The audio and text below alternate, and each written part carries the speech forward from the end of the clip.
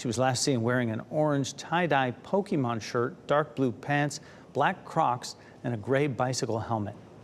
Cities across the country say they're struggling to care for thousands of migrants from New York to Chicago and El Paso. Shelter space is running out, and some leaders say it's bringing economic trouble for residents and businesses.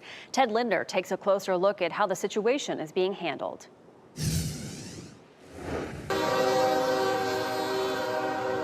As freight trains continue rolling north through Mexico towards the United States, migrants frantically climb on board, looking to secure passage closer to the border. To have the opportunity to work, for my children to also have the opportunity to study. The latest Customs and Border Protection data reveals agents encountered more than 2.8 million migrants so far this fiscal year. That's up from the more than 2.7 million migrant run-ins documented last year. I hope to find at least a job, to work, follow a good path, and make a new life. The influx in asylum seekers continues overwhelming many American cities. There was no infrastructure nor investment for it.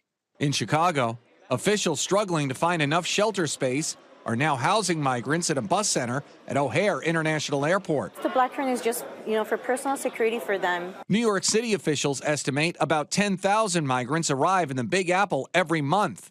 Homeless shelters meant for New Yorkers are filling up to make more space for migrants. The city will allow low-income residents with city housing vouchers to rent in neighboring towns outside of the 5 boroughs. It's got you freaking out. Meanwhile, many business owners in El Paso say large crowds of migrants gathering in downtown areas are starting to worry their customers. I've had multiple people throughout the week, tell us that, we don't really want to go out downtown at night anymore just because, you don't know if it's safe. Many states grappling with the migrant influx say no matter what they do, it's all a short-term solution, calling for Congress to pass more concrete immigration reform.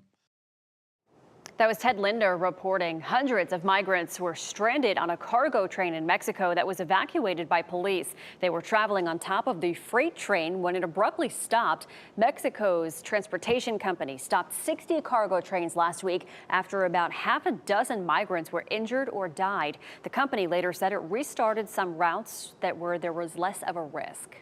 This week, the largest health